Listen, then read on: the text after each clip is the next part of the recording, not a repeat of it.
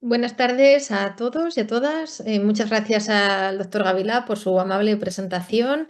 Y bueno, pues como muy bien nos ha dicho él, yo os voy a hablar de las novedades en el cáncer de mama triple negativo, que como todas sabéis, pues son aquellos cánceres de mama que no tienen expresión ni de receptores hormonales ni de la proteína ER2.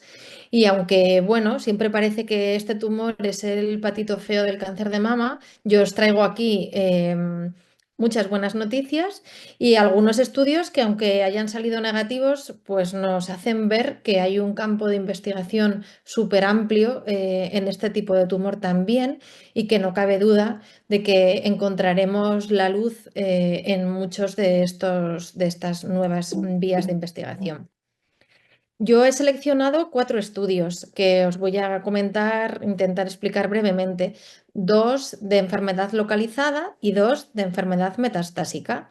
Entonces vamos a empezar por los estudios de enfermedad localizada. El primer estudio, ya habéis oído hablar seguro de él, es el estudio Keynote 522. Es un ensayo clínico que ya se han presentado en otros congresos anteriormente, con resultados muy positivos, y este año se presentaron en el Congreso Europeo los datos de supervivencia global, al mismo tiempo que se publicaba en una de las revistas de medicina más importantes, que es el New England. Entonces, en este ensayo se incluyeron pacientes con cáncer de mama triple negativo, estadios 2 y 3, y se repartían a las pacientes en 2 grupos. Un grupo recibía solo quimioterapia y otro grupo recibía quimioterapia junto con una inmunoterapia que se llama pembrolizumab. Y esto lo hacían antes de operarse, en un escenario que llamamos neoadjuvancia, el tratamiento que damos antes de la operación. Las pacientes recibieron este tratamiento durante 6 meses, a continuación se las operó, y después aquellas que habían recibido la inmunoterapia completaban un año entero de inmunoterapia con pembrolizumab, y las que habían recibido solo quimio se mantenían en observación. En este estudio, en las publicaciones anteriores, se había demostrado que esta inmunoterapia combinada con la quimio aumentaba la tasa de respuesta patológica completa y además la supervivencia libre de recaída. Es decir, había un mayor número de pacientes que no recaían de su cáncer de mama si recibían el pembro. Y las siglas esas de PCR, este concepto de respuesta patológica completa, significa que había más pacientes cuyos tumores desaparecían por completo con la quimioterapia y la inmunoterapia, y que cuando llegaban a la operación no les quedaba tumor viable. Entonces, basado en este estudio, las autoridades regulatorias han aprobado este esquema de quimio con el pembrolizumab como tratamiento neoadyuvante, y después de la cirugía, hasta completar el año, en estos tumores cáncer de mama triple negativo en enfermedad precoz de alto riesgo. Estos eran un poco los datos que ya teníamos. Como os comentaba, pues parece que había más pacientes que alcanzaban ese concepto de respuesta patológica completa, y además era independiente de un marcador que se llama PDL1, que en otros tumores y también en el cáncer de mama metastásico triple negativo seleccionan a pacientes que responden mejor. Bueno, pues parece que en el cáncer de mama triple negativo, en enfermedad precoz, no necesitamos este biomarcador. Todas las pacientes, tanto las que tienen este marcador PDL1 positivo como las negativas, responden. La mediana de edad de las pacientes que entraron en este estudio eran 50 años, pero había desde pacientes muy jovencitas hasta señoras ya de 80 años. Más o menos la mitad de las pacientes tenían afectación en la axila en forma de ganglios y otras tantas no tenían. Estos resultados actualizados son los datos de supervivencia libre de enfermedad. Como veis ahí, había un 10% más de pacientes que a los 60 meses no habían recaído de su cáncer de mama triple negativo. Y los datos que se han presentado nuevos, y que desde luego ha sido lo más importante en el cáncer de mama triple negativo en este 2024, es que en estos 60 meses hay más pacientes vivas dentro de las que recibieron pembrolizumab, con una diferencia, como veis ahí, pues de 82 a 86,5%, que ya es un dato que nosotros consideramos clínicamente relevante. Todos los subgrupos de pacientes que se incluyeron en el estudio se beneficiaban. Daba igual si eran tumores grandes o pequeños, con ganglios o sin ellos, o si tenían ese marcador del que hablábamos PDL1 positivo o negativo. Y esta puede ser la segunda diapositiva más importante. Como veis aquí, las dos rayitas de arriba son las pacientes que habían hecho respuesta completa, unas con el pembro y otras sin el pembro. Es decir, como veis aquí, es fundamental que el tumor sea capaz de desaparecer en ese componente infiltrante durante la neoadyuvancia. Y las pacientes que logran conseguir esto, el pembrolizumab, como veis, prácticamente no las añade en nada. Donde sí vemos una gran diferencia es en los dos grupos de abajo, pacientes que no alcanzan esa respuesta completa, pues en este grupo, aquellas que recibían pembrolizumab se beneficiaban mucho más. Y de aquí viene la gran duda de todos los oncólogos. ¿Este pembrolizumab que le ponemos a las pacientes con respuesta completa, le sirve para algo o no? Bueno, pues esta es la duda que tenemos en la actualidad con este tema.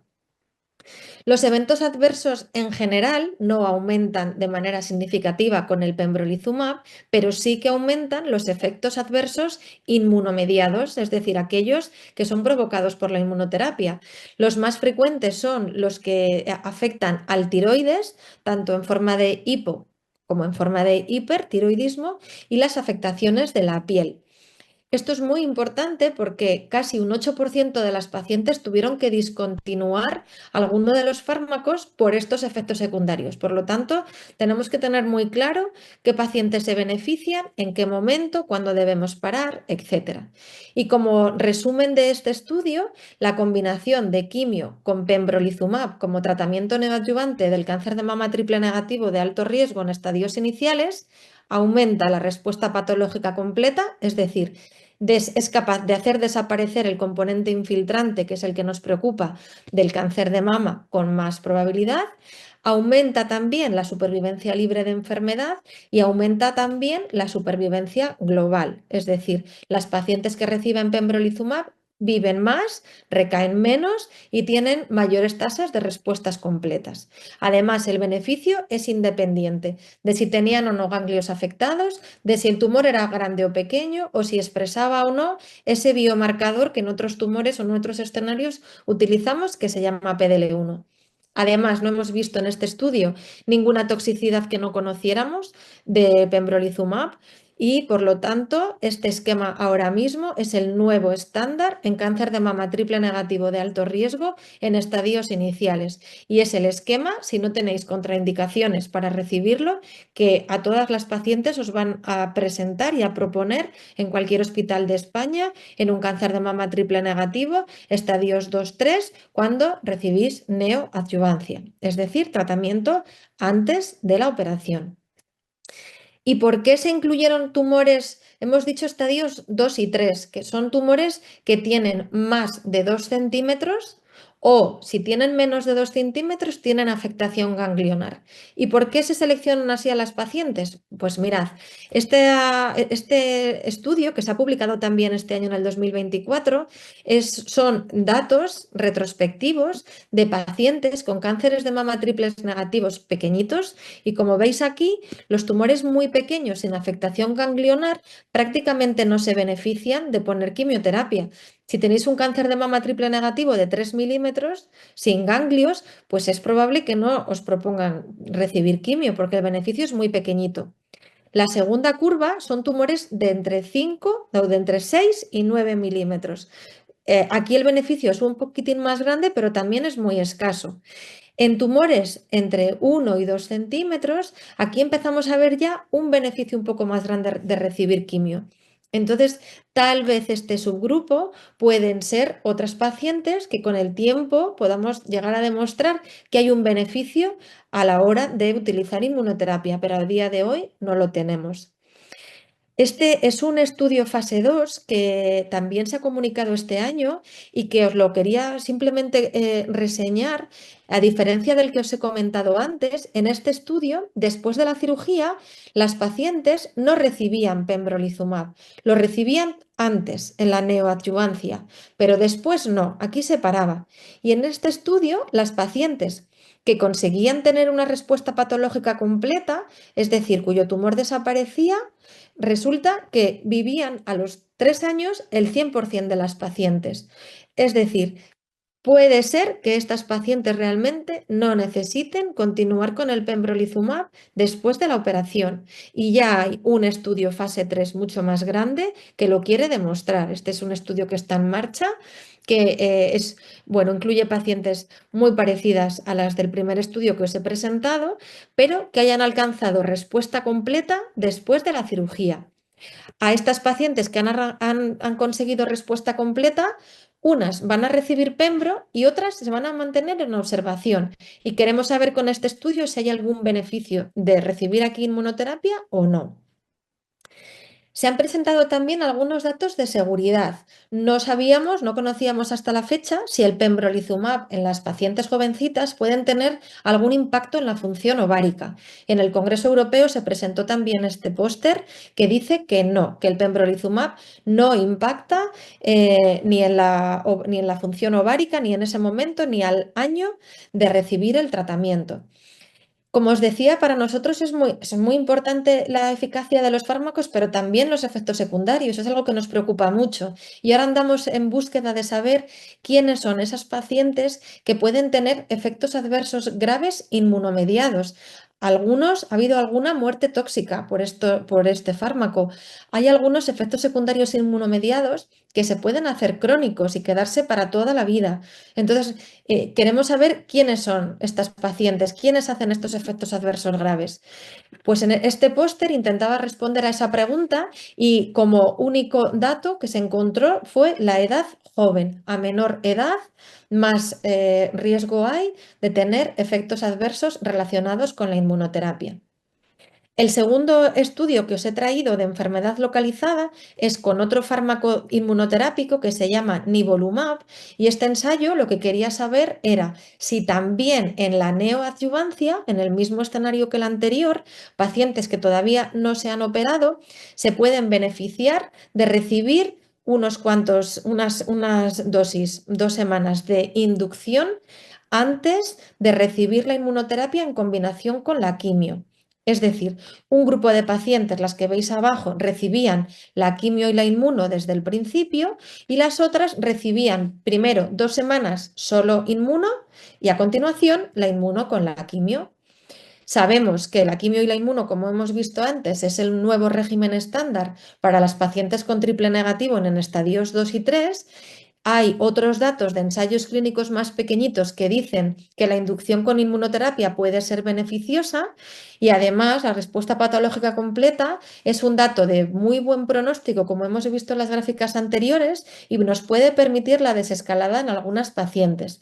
Bueno, pues como vemos aquí, no hubo diferencias en las respuestas completas entre las pacientes que veis aquí que utilizaban esta inducción con la inmuno, 50%, frente a 54% las pacientes que recibían la quimio con la inmuno.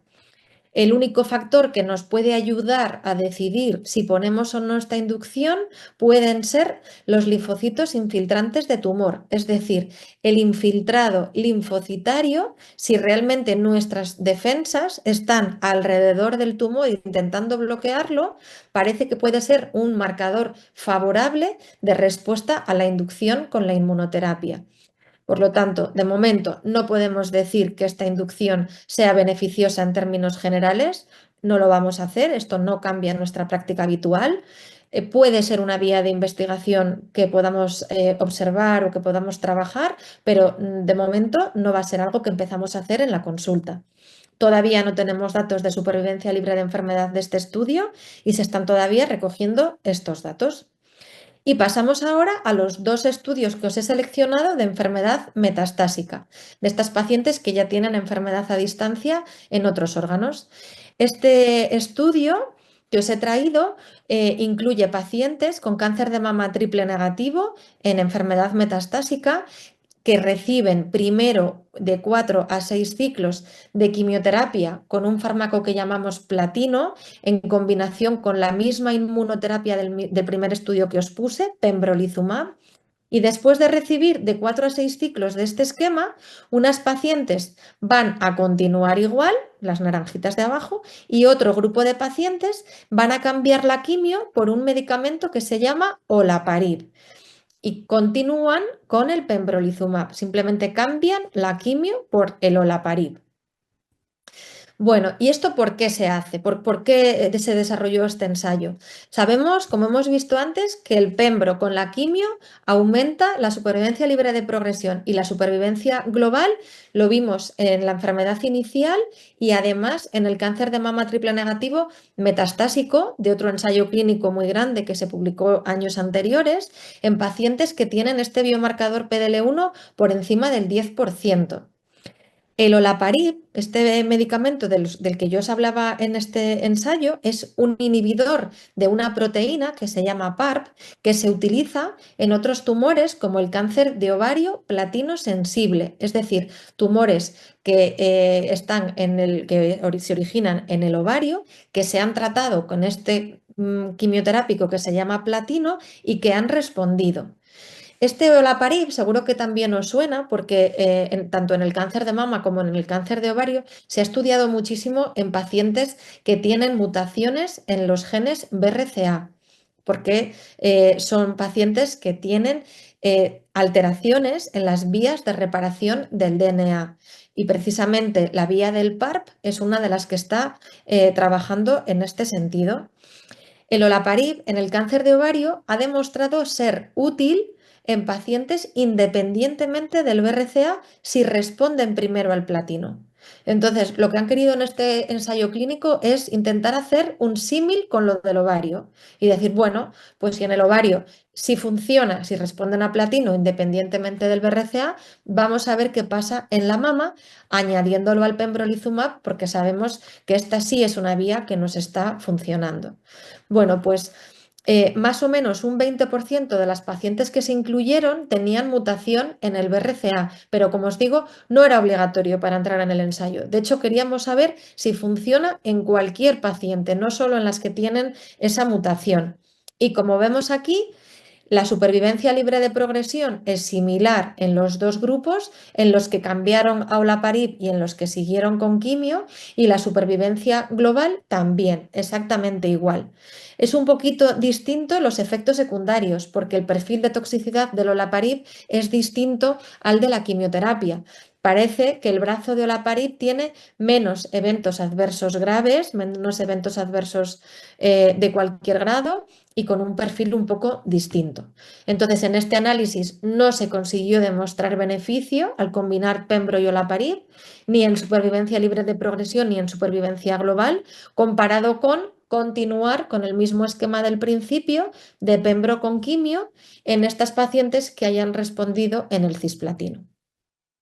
Y por último, el cuarto estudio que os he traído para que veáis un poco, bueno, pues que cuando hay una cosa que nos funciona en otro tumor o en otro subtipo, intentamos aprovecharnos, entre comillas, de esa investigación y decir, oye, ¿y si trasladamos esto a otro tumor nos funcionará? Ya que funciona ahí, ¿tiene alguna base biológica pensar que nos puede funcionar? Pues eso es lo que hicimos con el olaparib, ahí ya hemos visto que no nos ha funcionado. Otra puerta abierta que tenemos es la vía del PI3K. El PI3K, que lo veis aquí escrito, todas estas siglas, la vía del PI3K AKT-PTEN, es una vía que tienen las células favoritas para crecer en el cáncer de mama. La alteración de esta vía es la más frecuente en general en el cáncer de mama. Hay un fármaco que ya ha demostrado sus beneficios en el cáncer de mama luminal, en ese que expresa receptores hormonales, que se llama capivasertib y que ya estamos a las puertas de poder utilizarlo en las consultas en las pacientes con cáncer de mama metastásico luminal. Y en este estudio lo que queríamos saber es si también nos puede funcionar el capivasertib en los cánceres de mama metastásicos triples negativos. Entonces, en pacientes metastásicas triples negativas que todavía no hubieran recibido ninguna línea previa, estas pacientes fueron divididas en dos grupos, unas solo con una quimio que llamamos paclitaxel y otras con paclitaxel y ese medicamento nuevo que llamamos capivasertib. Bueno, pues como os comentaba, esto se hizo porque nos había funcionado en otras pacientes luminales y porque esta vía está muy alterada en cáncer de mama. Además, ya teníamos estudios más pequeñitos y datos preclínicos que vienen de líneas celulares, de animales, donde nos decían que este fármaco podía tener ahí una actividad. Os decía que esta vía es la más frecuente alterada en el cáncer de mama, pues en el triple negativo, en este estudio hemos visto más o menos un 30% de pacientes con esta vía alterada. Es más bajita que en el cáncer de mama luminal, pero es un porcentaje también importante que no podemos olvidar. El objetivo primario de este estudio era demostrar diferencias en supervivencia global, es decir, demostrar si las pacientes que tomaban capivasertib vivían más que en las que poníamos solo paclitaxel. Y como veis aquí, pues las curvas son muy similares, es decir, el capivasertib en estas pacientes no está añadiendo ningún beneficio. En las pacientes que tienen esta vía alterada, que decíamos que era como un 30%, que tenemos capacidad para verlo en el laboratorio, esta alteración de esta vía, pues vemos como la diferencia quiere ser un poquito más grande, pero sigue sin ser suficiente, ni tampoco es significativa desde el punto de vista estadístico. Es decir, que de nuevo, pues va a ser de momento una vía que no nos ha dado buenos resultados.